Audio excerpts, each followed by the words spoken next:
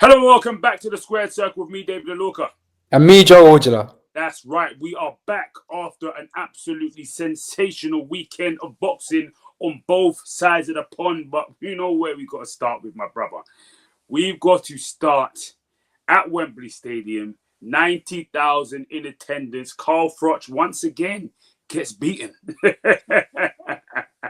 We're talking Alexander Usyk versus Daniel Dynamite Dubois for the undisputed heavyweight championship of the world. The first time the full belts were fought for on these shores. Talk to me, my brother. How did you see it? What did you think before the fight? How do you feel after the fight? I know Usyk is. I know you're about to get crazy over here. So let me just leave the floor for you.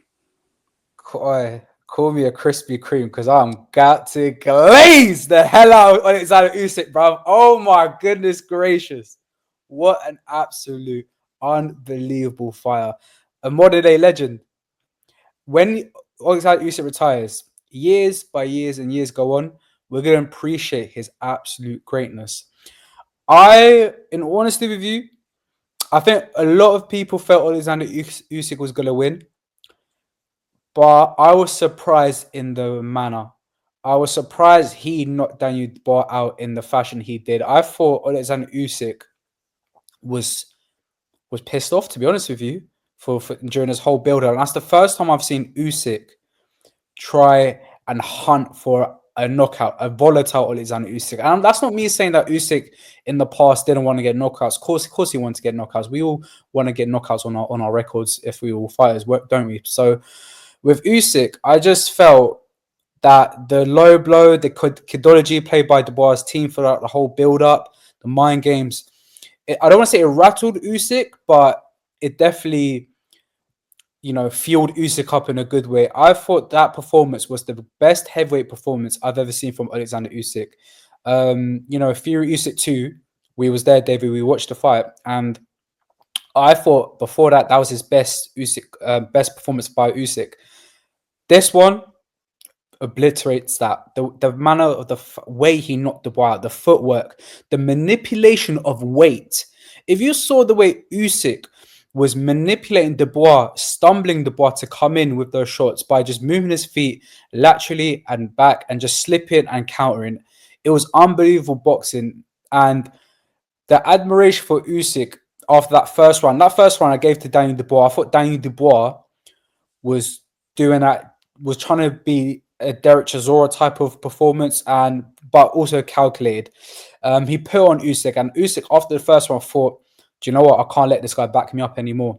He stood his ground, and he literally reverse carded Daniel Dubois, and stuck it on him. A true heavyweight great, a great performance, and I was mesmerized. What about you? Yeah, listen, honestly, it was, for me, his best performance at heavyweight.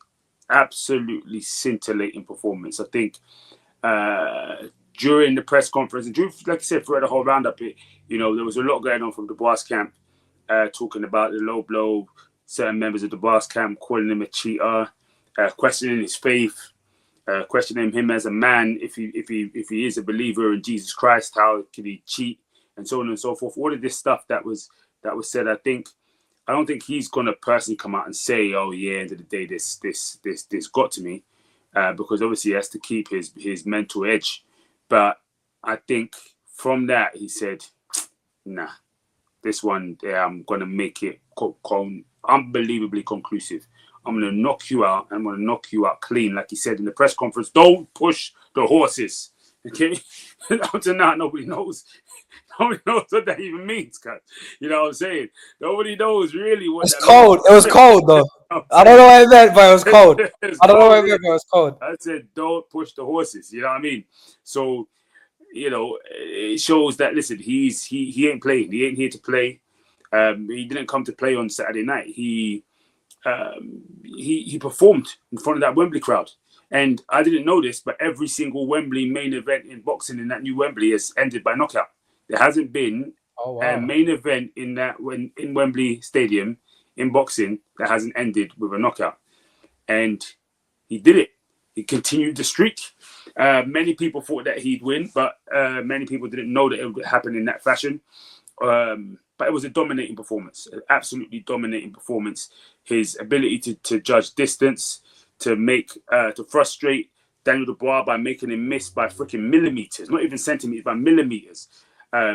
Yeah, eventually you end up in his web, and he's just out here orchestrating and spinning that web, and you're stepping into his world. The only person that didn't step into his world was Derek Chisora, because Derek Chisora comes to do his own thing. I always say, when you step into a fight and the person makes you fight like them, you're definitely going to lose.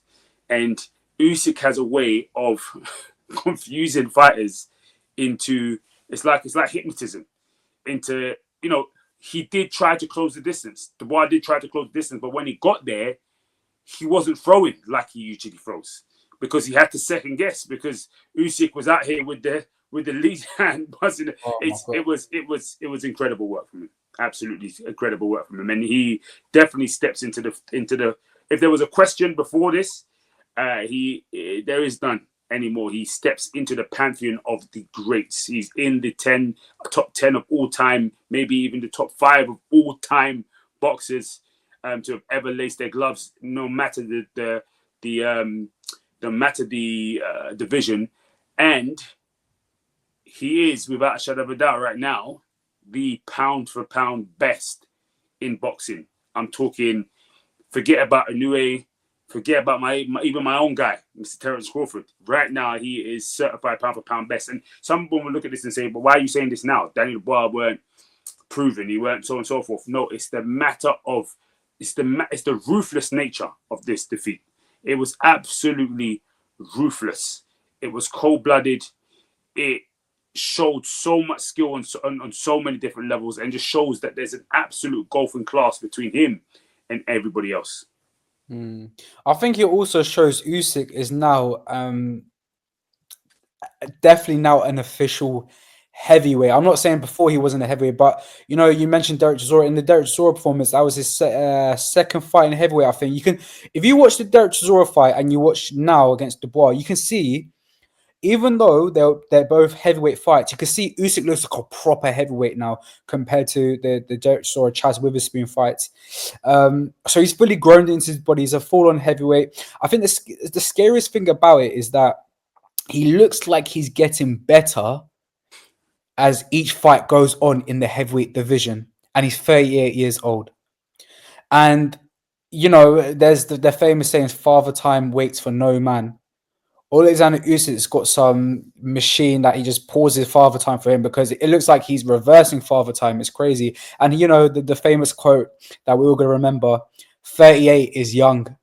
And Alexander Usyk is proving 38 is young for him. The likes of him, Beterbiev, these guys are freaks, in a good way, of course. And I definitely echo about the top 10, with Alexander Usyk being in the top 10 of all time. And what's so funny? There's the recent debate on X, Twitter, wherever it is now.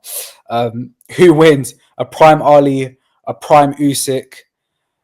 And the fact that people are starting to have that conversation is a compliment to Alexander Usyk. He's matching with the GOAT, or one of the GOATs. And I actually had a bit of a think today. I was thinking before we started, who can you say that guarantees beats Alexander Usyk in any era? And I don't think there's one person you can guarantee say that's the guy that beats him. I think there's 5 fighters that can, give him trouble. Those 5 are Ali, Lennox Lewis, Mike Tyson, George Foreman, and Evander Holyfield. For me, those are the ones that I think can give Usyk a tough time. What do you have to say about that? Who goes on the top of that list for you? To give Usyk the most trouble? Do you know what? It's styles make fights type of scenario, right? I think Lennox and Ali are the best heavyweights. I think the way I look at Ali, he's the GOAT. But I actually think Lex Lewis is the best heavyweight of all time. And I know that's kind of contradicting, but if you understand boxing, you kind of see what I'm trying to say, right? I think Lennox is the GOAT. I think Mike Tyson might give Usyk the hardest. But then again, George Foreman, Big George with those uppercuts. You know, Usyk is the one thing that Usyk in his career that he has struggled with in the past is an uppercut. AJ's dropped some uppercuts in Fury won. Remember Tyson Fury when he was winning the middle of the fight or the early fights from like 3, 5, 6, 7, whatever it was, right? He was landing quite a few uppercuts, left uppercuts, right uppercuts. There was one uppercut I remember in the Fury Usyk 2 fight. It was beautiful shot time by Tyson Fury. So Usyk does take uppercuts, but he eats them, to be fair to him. George Foreman, you know, he lands a mean uppercut. So that's where I could see he could struggle. Mike Tyson, the pace, the footwork, the ferociousness, Usyk could struggle with. But then again, Usyk can just take the piss and just go around in circles with Tyson.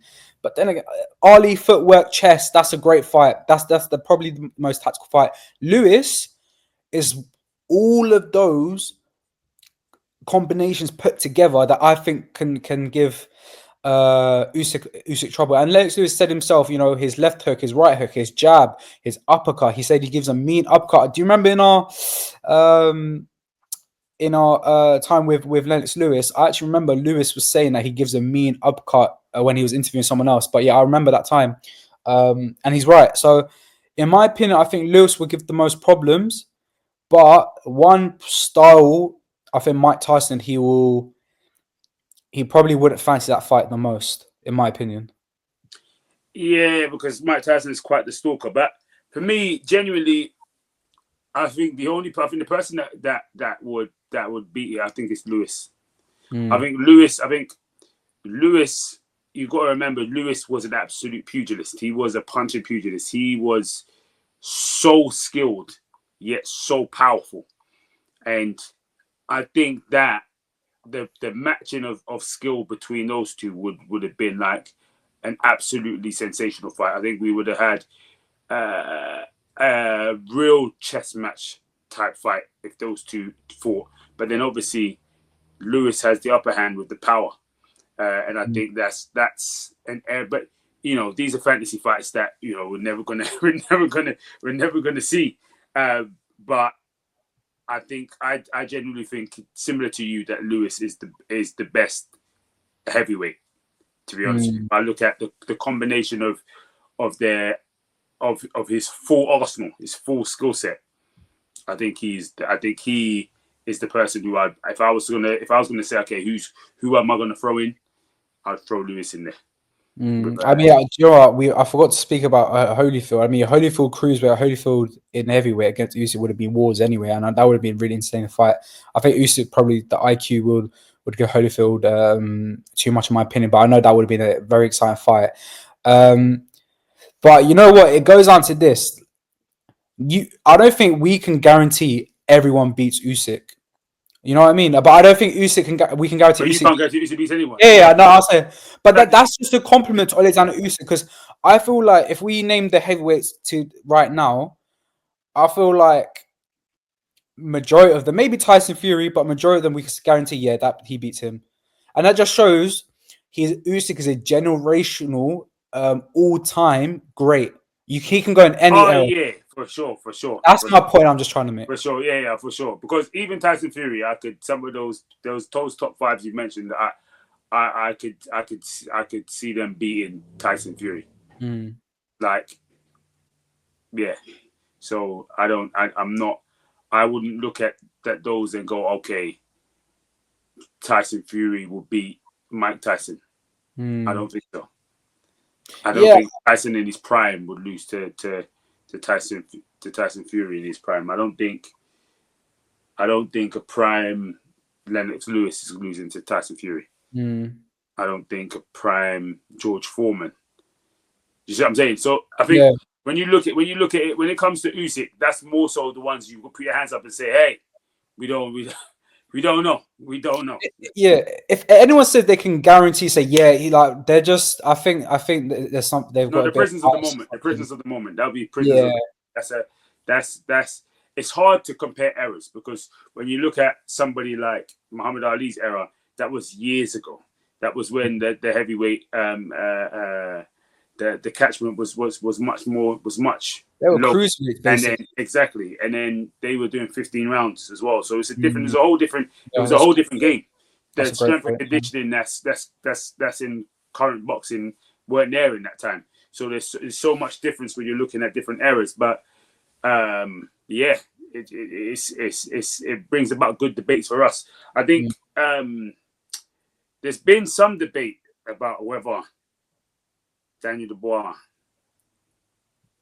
quit. That was my next question to you.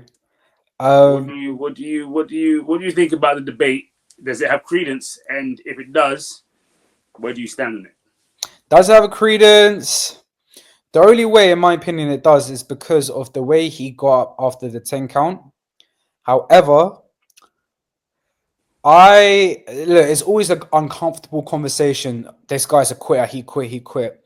Um, in my opinion, against Joe Joyce, first of all, he did quit, but I thought it was a smart quit because he kept getting couple more jabs to the eye. He would have lost his eyesight, in my opinion, or lost eye socket would have been broke, wherever it would have been. He might have never been able to box again, and he wouldn't be able to get these type of amazing fights. So that was a smart one. The Usyk one, I think he did. And lastly, this time, I did not think he quit. I think the way Usyk landed that Ivan shot he's talking about, right on the chin, right on the button, the gumshoe came out, spit came out. It basically switched off the bar's lights for a second. And the way the power was generated, the opening, even Dubois tried checking it. It went around the guard. He dropped, and I think he was gone. I think he was gone there. And look, I understand when he got up straight after the 10 count, it didn't look great. But apparently, I'm not sure. I need to see a photo. But apparently, the bar's corner through in the towel as well. So look, even if he got up, the towel would have been thrown anyway. So no, I don't think he quit, to be honest. Yeah, the towel did get thrown in, kind of the same time ish, to be honest with you. But yeah, a lot of people feel like because he got up at the Yeah, 10 count that he could have stood up. You know, that one will always be left to the debate because the question has existed from the previous fights that he's had surrounding that. So I think that's going to be with him for the entirety of his career from that perspective, and until he pulls out of there. A lot of people were blaming the corner. I didn't get to see some of the corner work because I was there live. What was the corner like? Quite chaotic over there. It was frustrating because there's no pay-per-view kept putting ad breaks on. So it was annoying. To be honest, I didn't really hear too much of the call if I'm really honest with you. Because I think I was live streaming on TikTok as well, so I wasn't really focusing. But like every time I try listening to the zone ad, so it's a bit annoying about that. But apparently, I think his name is George Fox, who's Don Charles's son. Yeah. Tried to get into the corner and give some tactical advice as well, and he wasn't allowed in. So that's the only thing I know about the tactical advice is that Don Charles' son, George Fox, who had those little back and forth with Usyk's team throughout the entirety of this build-up to this fight. So that's the only thing I know about it. But yeah, a lot of people calling for Don Charles' sacking as well, which I think is a bit harsh. Oh, is it? Yeah, online, yeah. Saying Don Charles it's not good enough. Don Charles's corner work wasn't good enough. His tactics were poor. In terms of the tactics, I feel like it was just a replication of Derek Chisora, but a bit smarter, a bit conservative. And look, it was different. I think that just shows how great Alexander Usyk is at the end of the day because, we've seen Fury 1, AJ 1, and to be honest, 2 as well. We've seen a few more fights where people have tried to fight conservatively against Alexander Usyk, and it just hasn't worked. So the bar tried doing the shit opposite in round 1. Still, it kind of worked in round 1, to be fair, but Usyk just being smart and great, amazing fighters do know how to adjust the fight. So I don't think the tactics were the most horrendous thing. I just feel like Alexander Usyk is just too good for this era. I don't think no one's good enough to actually box with Usyk. So it's like, what can you do? It's like a game mode. It's like a level 1000 hard difficulty. It's just like, bro, you can't crack him, and there's no shame in it. It's mad because back in the days before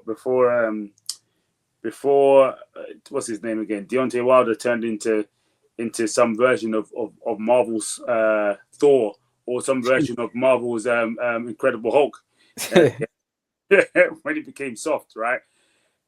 That would have been an interesting fight because it would have been, at that stage, it's like he had Thor's hammer, and it was like, okay, Mm, maybe at some stage he might clock him and knock him out.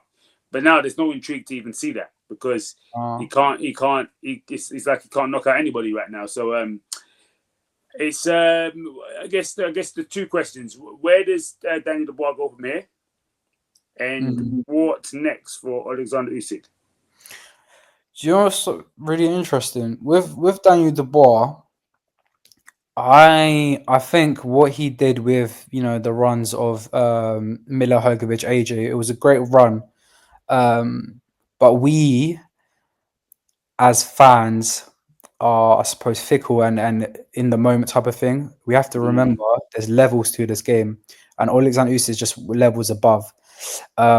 So I think he should continue that type of run. I would love to see him, against a someone who will he should beat, but it's a respectable name. So maybe like a Bacoli or a Zhang. I think a top 10 guy would be great. Um, Even put him against Fabio Wardley, maybe just for like a little British bust up, maybe doing like O2 Arena or something that should be able to sell out just for the fans to enjoy. I feel like Danny Dubois should win that type of fight against Fabio Wardley. I know Fabio Wardley's been on a great run, fantastic run, but there's levels to this game. Justice Hooney, someone like that, just a top 10 guy, I think, for Danny Dubois. Whereas Alexander Usyk, what's next? That's just the big question. Everyone's saying Joseph Parker. WBO mandatory, I believe, or the WBO. I think it's WBO. He's next in line. I mean, Joseph Parker said to Alexander Usyk's face in the ring, "I want it to be let's do it next." Usyk said, "I'm tired. Let me think about it." I think Alexander Usyk now, he's done the legacy, the undisputed, like not just undisputed in terms of titles, now in vain as well, because in the name of Alexander Usyk as well, because the only dispute was Daniel Bar Lobo. He's settled that now, so like there's nothing else to prove. I would say he said that he wanted a trilogy against either AJ or Fury, and that was before the Dubois fight. He said Daniel Dubois, then one more fight. I actually think he might fight on a couple of more times, maybe two more times from now. same. I actually think what will probably be the most logical thing if I'm Alexander Usyk, because he's so good. It's a blessing and a curse. Like you beat everyone quite with ease, right? I think do a semi-final with Joseph Parker and let AJ Fury do a semi-final next year and meet the two fighters at the end. Yeah, I think so. I think I can see. Um, I think Daniel Dubois is going to get a light touch. It's going to get a light touch fight with semi decent card at somewhere like the O2. But it'll be a light enough touch. But you probably have Lawrence Okoli on the undercard. You probably might have Fabio Wardley as well, again on this undercard as well. I think they'll do something to some extent like that. Hopefully before the end of the year, because give him a few months to rest, and then maybe a December or something like that. But then again, everything moves over to Riyadh during that period of time. So see what happens from that perspective. But I think what's going to happen is, if you're going to ask me to, you didn't ask, but I'm going to ask another question that I'm asking myself, right? If I was to look into my own magic board, I think that Usyk is going to not fight Parker, not because he's going to dodge it, but because it's not a fight that like is lit in terms of like, Mm, it's not a stadium fight. It's not. I don't think it's a fight that Riyadh are majorly interested in, because I don't think it has that much global appeal. I think he's going to relinquish that belt, and I think you're going to have a situation where Parker will face off with Ajit Kabayel most likely, both. for that exactly for that belt, and then he's gonna come and do 3-time undisputed. That'd be crazy. That'd be crazy. How many times is he going to do it? I think I don't think he fights Parker either. By the way, I just don't. I don't I think don't he see it. wants it. I don't. That I don't. I Joseph don't. Parker deserves it though. He really No, does. Joseph Parker deserves to be a world champion again. But the question is, what is Joseph Parker WBO Or what is he? What is he? Where is he? Where is he? Where is I he? think it's the WBO mandatory. Yeah, which is a bit sad because he's already won that belt before. Yeah. Yo, it's kind of it's a little bit sucky. It's really good if he won a different title that he hasn't won before. No. But but um but if he's a WBO mandatory, then yeah, I think he's going to end up fighting for that belt next. But I don't know if I don't believe it's going to be Alexander Usyk, because that mandatory has already been called, according to Frank Warren, and I can't see Usyk taking that right now. So I think he's going to fight for a world title.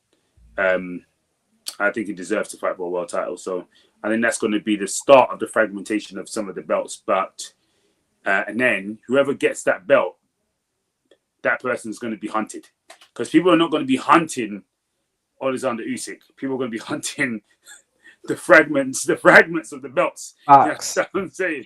Yeah, so they can get some claim as a world champion and then try to unify and become undisputed. That's my vision for the way in which the heavyweight championship and the heavyweight landscape is going to go. And I know that although Frank does have Joseph Parker, I know that Frank cares about Moses Itama, and he would like, if Joseph Parker wins it, he's going to make that whoever wins that next belt, he's going to make that person fight Moses, because that's the trajectory and that's the direction he wants to go. Talking of that, before we go on this one, right? What do you think about Turkey saying that?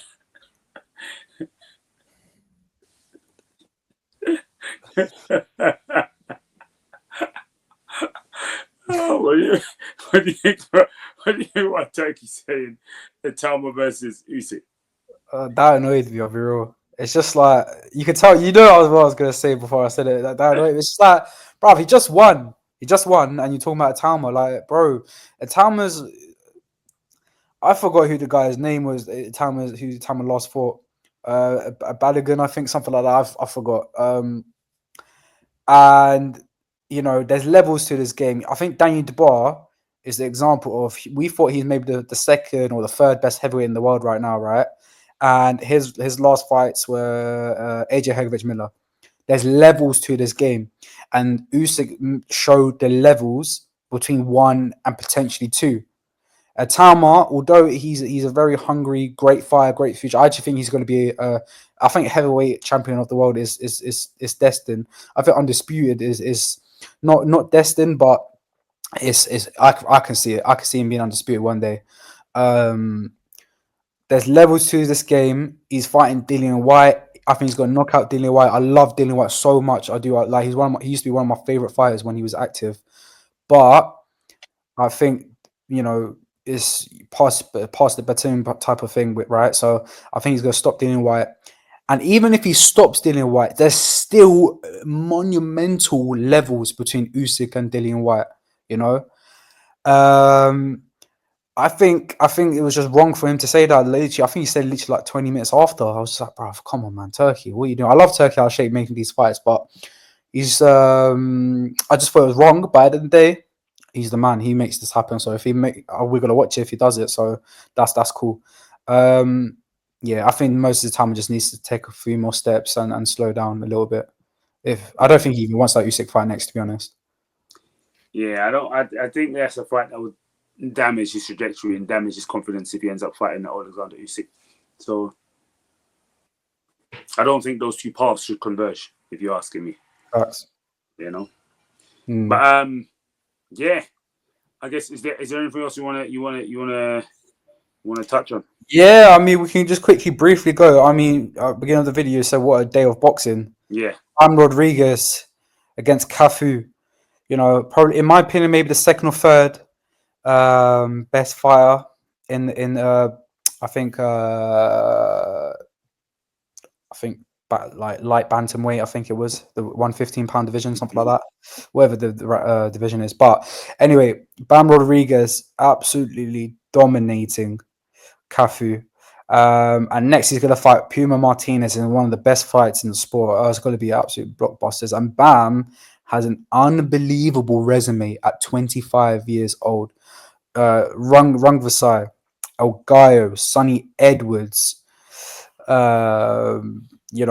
Cafu, some other fighters that I've forgotten on top of my head, but he's beaten the four kings in the 150-pound division. But I think Bam Rodriguez is top 5 pound for pound material. My top 5 was Usyk, Crawford, Bivol, Inoue, Beterbiev. I'm gonna have to take Beterbiev out and put Bam Rodriguez in the top 5. He is unbelievable. He could retire right now and have a Hall of Fame resume. Just what a performance, Bam Rodriguez. Love watching him. What a performance! That guy was incredible. He was my fighter of the year a few years back when he had about 4 fights in the calendar year. Some 4 great fights in the calendar year. Back in 2023 or 2023 or 2022. Sensational year of boxing he had there. He goes on to higher heights. He goes on to more accolades, breaking into top 5s, into quite a lot of people's top 5s. You did mention Bivol and Beterbiev. What's going on with that? So, long story short, Bivol's team's not giving Beterbiev a date, and Beterbiev's furious about it because Beterbiev gave 4 months for the rematch, and potentially it could go to February now when it was meant to be in August. Then they were speaking about August, then it spoke about October, then it was going to do October in Riyadh season opening again like they did last year, and then I think they talked about November now. Now they're talking about next year, and Beterbiev posted out a Instagram post basically saying, Bivol, how old do I have to be for you to basically get the courage to fight me again? And I think it's a joke, to be honest. I'm a bit disappointed in Bivol's team. I think Bivol would be down to fight whenever, but really, really disappointed about that, man. Really disappointed about that. But I think Beterbiev responded from a loss. You never know what's going to happen. He's fiery. He's fiery for sure, Beterbiev. Yeah, he's angry. He's very, very angry, and which could be dangerous. Understandably so, because he did it immediately. He was ready to. I think he was almost ready to retire after that. I think, and he honored it, and gave him the fight pretty much straight away. Yeah. So hopefully, but I do have the today there's been a few Beterbiev posts. I think Beterbiev put out himself training on the bags, and then Ring Magazine said something about Beterbiev, the trilogy fight. So I do think maybe in the next few weeks or something. But yeah, they definitely need to get the ball rolling for that and get a date. And lastly, speaking about Bam Rodriguez, now let's move on to Manny Pacquiao. Mario Barrios, what a performance by Manny Pacquiao. A lot of people felt he should have won it. He drew with Barrios. I think Barrios, you know what I feel about Barrios, one of the worst world champions in the sport right now. If I'm Conor Ben, I'm licking my lips. Fair play to Manny Pacquiao, man. Fair play. Absolute fair play to him. Everybody thought it was going to be absolutely shocking. And in the eyes of a lot of people, he won that fight. And so, yeah, major shout out to him. I wonder if he's going to continue on. I don't think he should. I don't think people want him to continue on. I think the Barrios fight was a good fight for him from that perspective, but I think he should settle down now. Probably him and Floyd might fight again. Yeah, that would be interesting. I don't mind it. I think it'll be a good fight. I think it'll be a lot of fun. But seeing where he was at during that fight, it looks like I think it will bring alive some excitement back into boxing from that perspective. Jake Paul, there's some talk about Jake Paul as well. In fact, you know what we're going to do? We'll just do this one separately. We'll do a news and boxing surround all that stuff separately. Or not, if not, we'll be over here talking for about an hour. Yep. So we'll hit that out later. But yeah, what a week, what a weekend. Hopefully, we get some consistency rolling. I know you guys. But for those that have made it to the end of the video, man, freaking heck, I know, I'm sorry. We're both sorry. Because we're not even we can't even blame the studio. We're remote now. And we're less now than we were then. But we're back. I've been saying we're back, but we're back. All right, expect many more videos a week. Back here on the Squared Circle. I've been David Aloka. And I've been Joe Ojala. Make sure you hit the subscribe button and that like button. Get involved in the comments. And we'll see you again next time. See you later, guys.